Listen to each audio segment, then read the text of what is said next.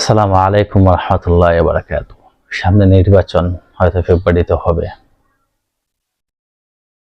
তো এই নির্বাচনে আমাদের যারা দল করেন, দলীয় নির্দেশনা চলেন, এদের সংখ্যা সামান্য। তো এই নির্বাচনের মধ্যে আমার কাছে মনে হয় সবচেয়ে বড় ফ্যাক্ট হয়ে দাঁড়াবে নীরব ভোটার যারা আছেন।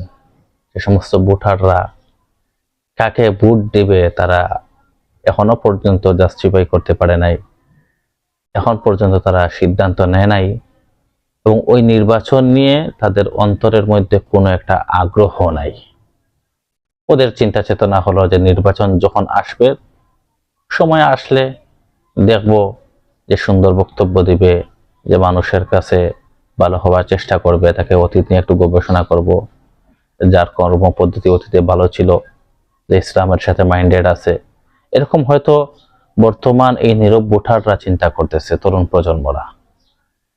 এজন্য যারা আমরা মোটরসাইকেল নিয়ে শোডাউন দিচ্ছেন যে ঠিক আছে, ওই এলাকার মধ্যে বড় একটা সমাবেশ করে ফেললেই ওই এলাকাটা আমাদের হয়ে যাবে, তারপর একটা মোটরসাইকেল শোডাউন দিলেই ওই এলাকাটা আমাদের হয়ে যাবে, আসলে হয়তো আপনারা অনেকেই বোকার স্বর্গে বসবাস করতেছেন।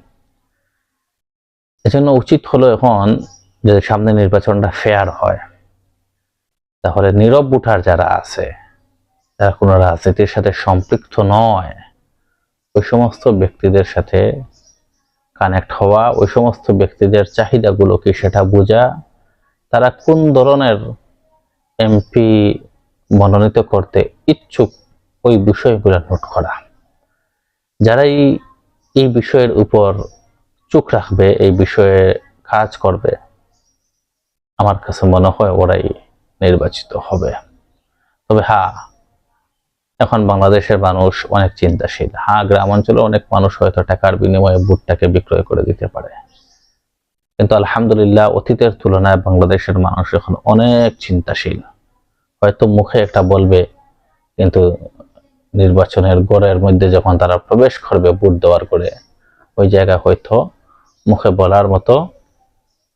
বলার বক্তব্যের মতো কর্মটা নাও করতে পারে।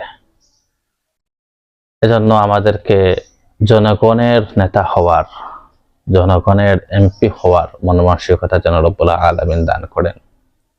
মানুষের কল্যাণমূলক যেন কাজ করতে পারে, এই বিষয়টা যেন আমাদের এমপি পদপ্রার্থীদেরকে রব্বুল আলামিন দান করেন। আর আমাদের এই দেশটাকে রব্বুল আলামিন যেন শান্তিময়